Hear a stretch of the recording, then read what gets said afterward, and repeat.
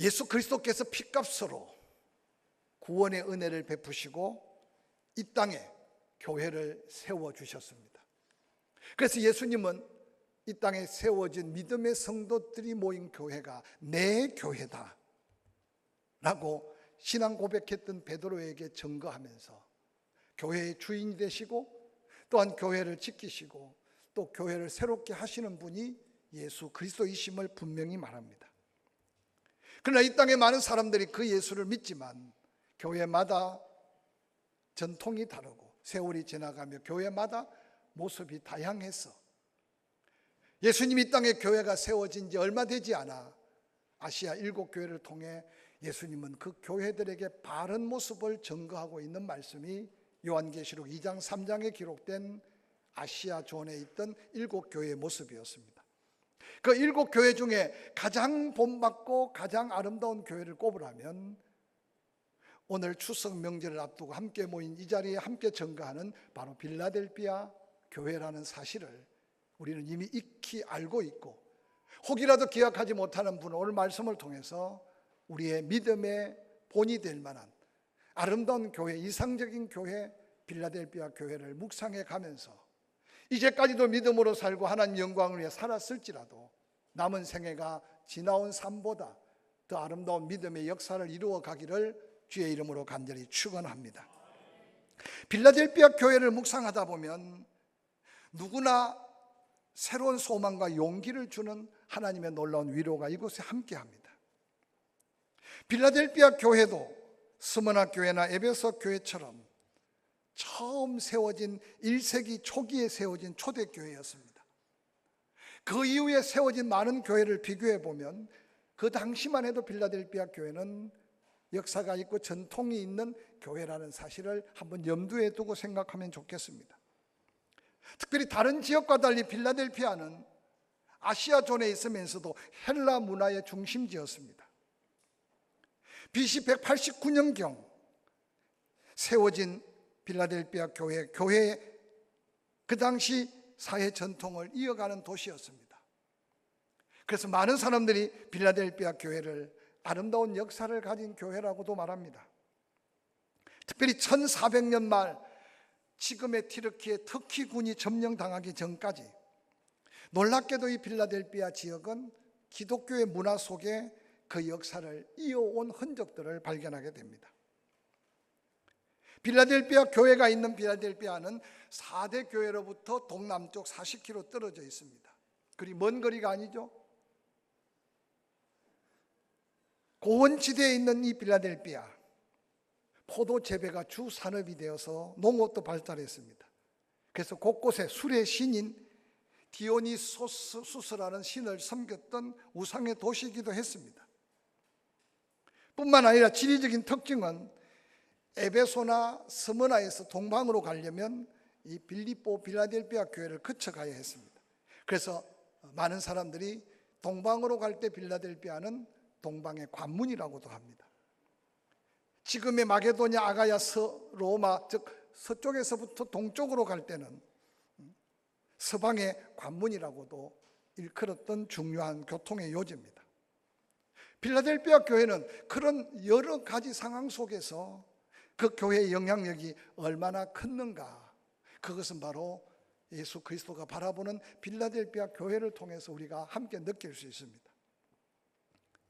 빌라델비아라는 뜻은 우리가 너무나 잘 알고 있듯이 형제 사랑이라는 뜻을 가진 도시 이름입니다.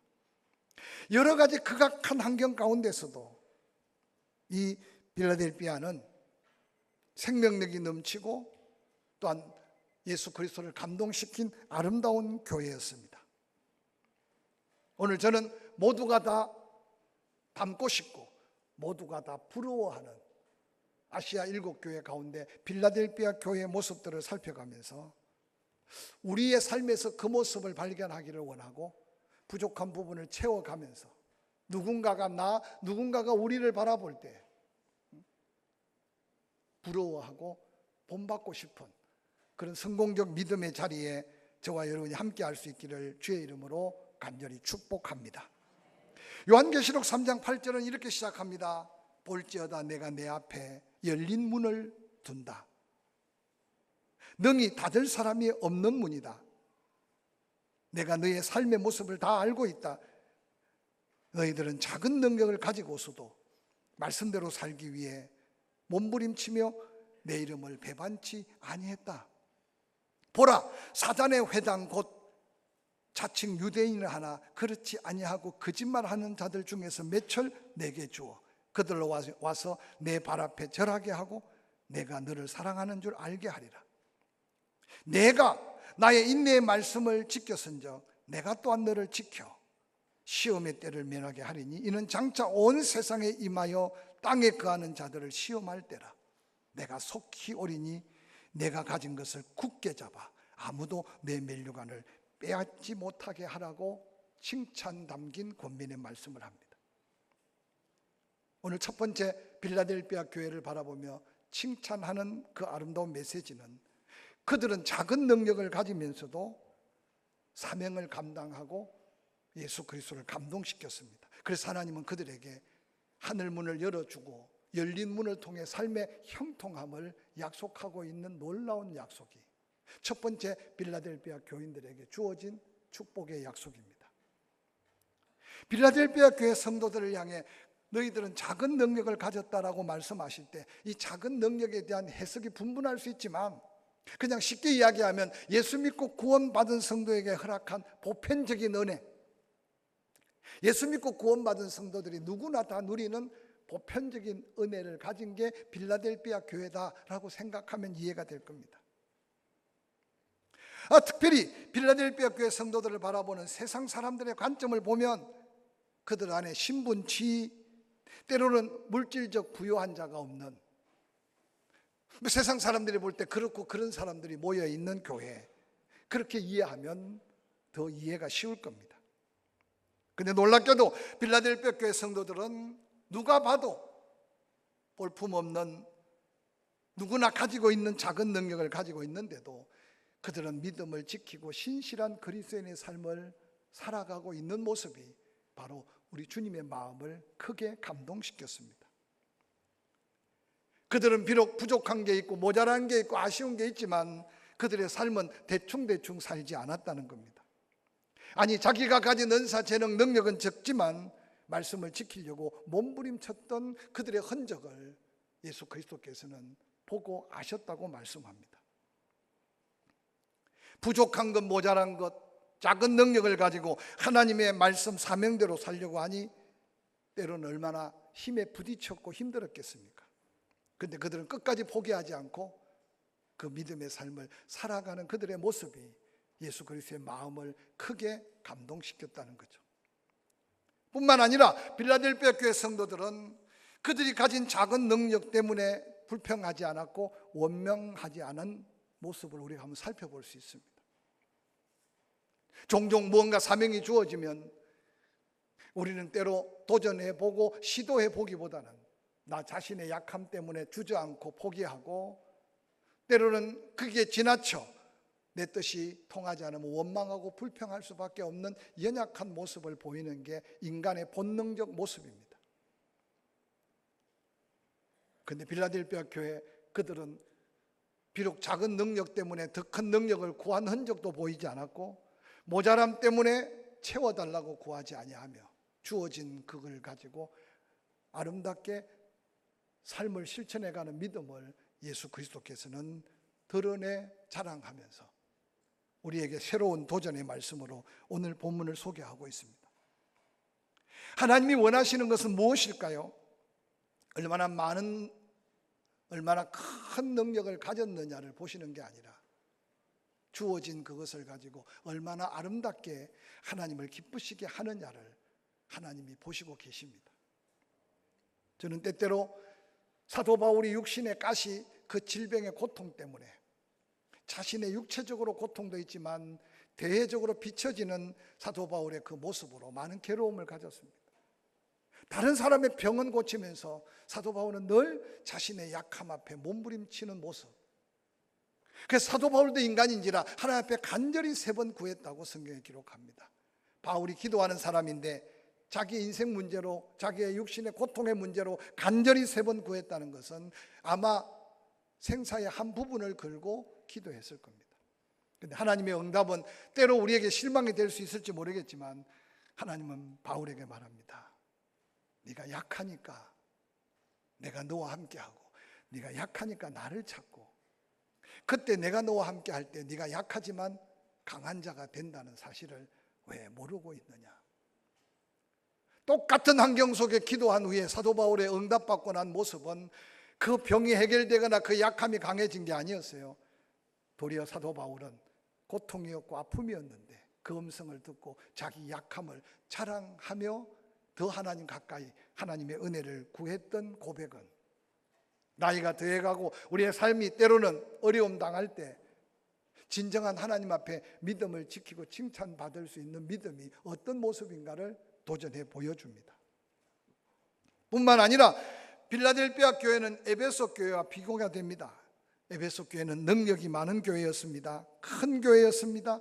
큰 일을 행한 교회라고 해도 지나치지 않을 겁니다. 그런데 빌라델비아 교회는 작은 능력으로 자기들의 신앙만 겨우 유지했을 수도 있을 것입니다. 그런데 놀랍게도 에베소 교회는 그런 큰 일, 큰 시험도 이겼지만 꼭 필요한 교회 안에 첫사랑을 잃어버린 그것 때문에 책망받았던 사건은, 우리가 뭔가 남다른 사명, 남다른 일을 하고 싶을 때 다시 한번 에베소 교회를 생각하면서 여러분 내적인 모습을 잘 살펴보시길 바랍니다. 사도 바울은 고린도 교회도 풍요로운 교회, 큰 교회였습니다. 그런데 변화받지 못한 사람들 때문에 끊임없이 교회가 분쟁이 계속되었습니다. 받은 은사를 하나님 섬기는 일에 쓰지 않고 서로 네가 크냐 내가 크냐 다툼이 있었습니다. 그때 사도 바울은 고린도전서 12장 마지막 절에 너희들의 은사가 크다고 자랑하지 마라. 받은 은사보다 더 큰 은사가 있다. 그 은사를 사모해라. 그러면서 고린도전서 13장 사랑의 은사를 소개합니다. 사랑이 없으면 아무것도 아니라고 말하고 있습니다. 오늘을 살아간 우리의 삶 속에 사랑이 없으면 아무것도 아닌 걸 깨닫지 못하고 사랑보다 무언가 이루기를 원하는 앞선 삶의 모습들을 한번 점검해 가면서 오늘 빌라델비아 교회 칭찬받는 이 아름다운 믿음의 축복 속에 열린 문의 은혜를 다시 한번 도전할 수 있기를 주의 이름으로 간절히 축원합니다. 은혜의 문, 축복의 문은 아무에게 열리지 않습니다. 누구에게나 열려 있는 것은 아니라는 사실을 기억하시기 바랍니다. 오늘 빌라델비아 교회를 향해 열려 있다는 것은 엄청난 축복의 약속입니다. 부활하신 예수 그리스도의 복음을 전하는 것, 교회의 큰 사명이었습니다. 하나님은 빌라델비아 교회에 비록 작은 능력으로 몸부림치지만 열린 문을 두신 것은 복음의 문도 열어주시겠다는 겁니다. 구원의 문도 열어주시겠다는 거예요. 부흥의 문도 열어주시겠다는 겁니다. 여러분 기억하십시오. 평생 주님 앞에 몸 바쳐 헌신하는 목사가 교회 부흥을 꿈꾸지 않을 분이 누가 있겠습니까? 근데 여러분, 하나님이 함께하는 교회지만 은혜의 문이 열려 있고 응답의 문이 열려 있고 부흥의 문이 열려 있지만 우리 뜻대로 되지 않을 때가 얼마나 많은지 모릅니다. 저는 오늘 이 빌라델비아 교회를 묵상하면서 여러분 마음속에 빌라델비아 교인들 적은 능력으로 묵묵히 말씀대로 사명 따라 살아가는 그들 앞에 한 번 열면 닫을 사람이 없는 열린 문의 축복이 뭔지를 영적으로 깊이 묵상해 가면서 다시 한번 열려 있음에 감사하고, 할렐루야. 혹 닫혀 있다고 느껴지면 내게 준 은사, 재능, 내게 준 사명이 뭔지를 다시 한번 돌아보고, 하나님이 열지 않으면 열릴 수 없는 우리의 거룩한 생애의 소망이 되고 사명이 될 수 있는 축복의 문을 열어가는 저와 여러분이 될 수 있기를 주의 이름으로 간절히 축원합니다. 이어지는 빌라델비아 교회를 향한 칭찬과 축복입니다. 요한계시록 3장 10절, 내가 나의 인내의 말씀을 지켰은즉 내가 또한 너를 지켜 시험의 때를 면하게 하리니 이는 장차 온 세상에 임하여 땅에 거하는 자들을 시험할 때라고 말씀하셨습니다. 말씀대로 살아가는 게 쉽지 않음을 주님은 아셨습니다. 묵묵히 견디고 묵묵히 인내하고, 그래서 성령의 열매 속에 오래 참음이 가장 많이 나오고, 사랑도 또한 오래 참는 게 사랑이라고 가르치고 있습니다. 쉬운 것 같은 인내가 여러분은 잘 되십니까? 그런데 오늘 빌라델피아 교회 견디고 인내해가며 하나님 말씀을 지키는 그들을 바라보면서 시험의 때를 면하게 해주시겠다고 하나님은 약속합니다. 삶의 구질구질한 시험뿐만 아니라 온 인류가 당하는 마지막 심판도 빌라델피아 교회처럼 묵묵히 말씀으로 인내하며 믿음을 지킨 자, 그 시험을 면하게 해주시겠다고 약속하셨습니다. 이어지는 11절은 이렇게 약속합니다. 내가 속히 오리니 내가 가진 것을 굳게 잡아 아무도 내 면류관을 빼앗지 못하게 하라. 이미 예수 그리스도께서는 빌라델피아 교회 성도들에게 그들이 그동안 준비하고 믿음으로 살았던 흔적 속에 존귀와 영광의 면류관을 준비하고 기다리고 계시는 거죠. 사도 바울도 그랬죠. 선한 싸움 다 싸우고 달려갈 길 다 달리고 믿음을 지켰으니 그리스도께서 나를 위해 예비한 영광의 면류관이 있다. 이것은 나만을 위한 게 아니라 나처럼 믿음으로 사는 너희에게도 예비된 면류관이라고 말했습니다. 필라델피아 교인들이 이 편지를 받았을 때 어땠을까요? 가난했기 때문에 힘들고 남다른 능력이 없어서 늘 하나님 앞에 무언가 사명을 감당하면서도 부족함을 고백하며 안타깝게 은혜를 구했을 거예요. 그런데 그동안 살아온 삶의 흔적을 통해 존귀와 영광의 면류관이 준비되어 있대. 그러니까 조금만 더 참고 지금 믿음의 삶을 굳게 붙들고 있으라는 거죠. 내 면류관이 빼앗기지 않도록, 다른 말로 말하면 준비된 영광을 잃어버리지 않도록. 사랑하는 성도 여러분, 여러분은 어떤 면류관을 쓸 수 있을 것 같습니까? 기억하십시오. 조용히 때로는 힘들고 어려운 고비고비를 넘겨갈 때 우리의 형편과 삶을 보신 하나님께서 이 땅에 살아갈 때 은혜와 축복을 더할 뿐만 아니라 열린 문을 열어놓을 뿐만 아니라 시험을 막으시고 피해갈 수 있게 하실 뿐만 아니라 사명이 끝나는 날 영광의 면류관을 준비하고 계신 그 소망이 있어야 세상 따라 살지 않고 사명 따라 살 수 있음을 기억하시기를 주의 이름으로 간절히 축원합니다. 그래서 끊임없이 성경은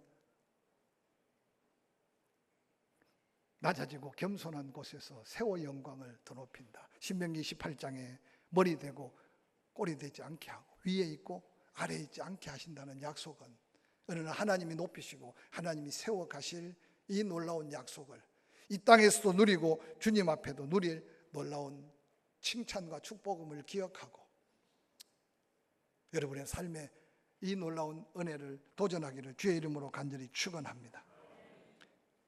필라델피아 교회 성도들을 향한 축복이 담긴 약속입니다. 3장 12절 이기는 자 내 하나님의 성전 기둥이 되게 하리라. 내 하나님의 성전 기둥이 되게 하리라. 사진 한 장을 소개하려고 그래요. 다 가볼 수는 없으니까 필라델피아 교회 성전 기둥입니다. 얼마나 튼튼한지 지진을 통해 다 무너져도 필라델피아 도심 한가운데 지금 성전 기둥만 남아 있습니다.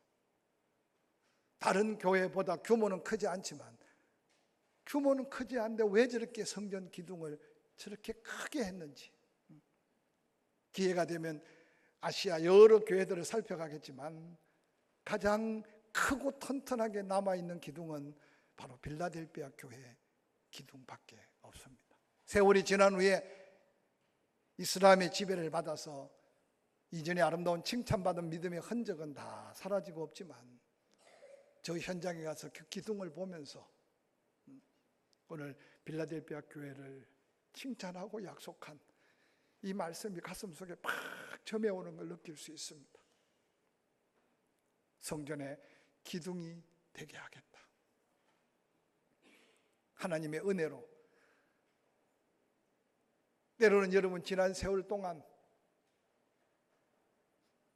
뛰쳐나가고 싶어도 기둥은 뛰쳐나갈 수가 없어요. 여러 가지 상황 속에 흔들리고 싶어도 기둥은 흔들리면 안 돼요.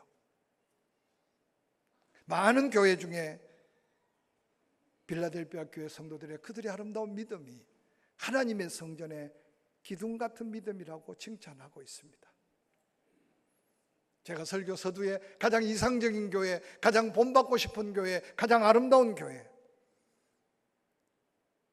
7교회들을 묵상해 가면서 나는 어떤 교회 성도고 나는 어떤 모습의 성전으로 모퉁이 돌 대신 예수 그리스도와 함께 아름답게 성전을 단장해 가는지 묵상해 가면서 아쉬운 것은 여러분은 평생 이 교회만 다닌 분은 다른 교회를 모릅니다. 혹시 다른 교회에서 신앙생활 하다가 오신 분들 이 설교를 함께 나누어 가면서 세상 사람들이 바라보는 포항침례교회, 주변에 다른 교회를 다니다가 이사 와서 이 교회 다니는 포항침례교회 어떤 교회인지 한번 궁금증을 가지고 여러분의 모습을 말씀 앞에 한번 비추어 보시길 바랍니다. 이제 다시 한번 여러분 한 분 한 분이 거룩한 사명 앞에 이기는 자, 이 말씀대로 묵묵히 은혜 있고 사는 자에게 성전 기둥이 되게 하겠다는 하나님의 그 놀라운 약속을 기억하고 여러분으로 인해 또 다른 믿음의 사람이 든든히 세워가는 믿음의 아름다운 사명자들이 되기를 주의 이름으로 간절히 축원합니다. 하나님의 소유가 되게 하겠다고 약속합니다. 이기는 자, 내 하나님 성전 기둥이 될 뿐만 아니라 하나님의 이름, 하나님의 성, 곧 하늘에서 하나님께로부터 내려오는 새 예루살렘의 이름, 나의 새 이름을 그 위에 기록하리라. 기 있는 자는 성령이 교회들에게 하시는 말씀을 들을지어다. 과거에는 모든 중요한 게 다 인감 도장으로 처리했지만 인감 도장보다 더 확실한 건 요즘 사인입니다. 사인. 너는 내 것이다. 하나님이 친히 사인하시겠다는 거예요. 너의 모든 인생이 다 내 손에 있다. 하나님이 직접 사인하시겠다는 거예요. 너의 삶을 내가 다 책임지마. 하나님 개런티 보증해 주는 사인을 하셨다는 거예요. 이게 믿어지기를 주의 이름으로 간절히 축원합니다. 축원합니다. 제가 하나님의 은혜로 그저 예수 이름 하나 가지고 미국 땅을 처음 밟았을 때 집도 없고 차도 없고 아무것도 없는데 그때 저희 교회 장로님이 꽤 부자였고 신용이 얼마나 컸던지 은행 가서 사인하니까 차가 나오고 은행 가서 그분이 사인하니까 집도 나오고 은행 가서 사인하니까 그분이 사인한 카드도 나오고 우리보다 미국은 훨씬 더 신용사회가 이미 자리 잡혔는데 가진 자가 개런티 보증해서 사인하는 게 얼마나 위력이 있는지. 근데 우리는 IMF를 겪어가면서 이 보증이라는 제도가 우리 사이에서 다 사라져 버렸어요. 그렇다고 우리 개인이 안전하고 우리의 인간관계가 그럴 때 더 신앙으로 사랑으로 두터워졌을까요? 아니에요. 이전에는 급한 일이 있으면 내 집을 담보로, 이전에 어려움이 있으면 내 땅을 담보로. 근데 IMF는 우리의 그 관계 속의 사랑을 다 깨트려 버렸어요. 근데 지금도 유효한 것은 하나님의 사인임을 잊지 않으시기를 주의 이름으로 간절히 축원합니다. 내 이름, 새 예루살렘의 그 영광스러운 약속의 이름, 그 아들 예수를 통해 보정한 그 이름, 내가 사인하는 그 순간 너는 내 것이다. 너는 나의 소유다. 내가 너의 모든 걸 책임진다. 보호해 준다. 이 놀라운 약속이 하나님의 이름에 또한 약속입니다. 사랑하는 성도 여러분, 닫힌 문 바라보고 낙심하지 말고 다시 한번 열려있는 문을 바라보고 확신하고 더 열려있기를 기대하면서 빌라델비아 교회 그들의 아름다운 믿음의 모습들을 도전해 가면서 누가 봐도 자랑스럽고 누가 봐도 본받고 싶은 하나님의 영광 가득한 심령성전 아름다운 교회를 세워갈 수 있기를 주의 이름으로 간절히 축원합니다.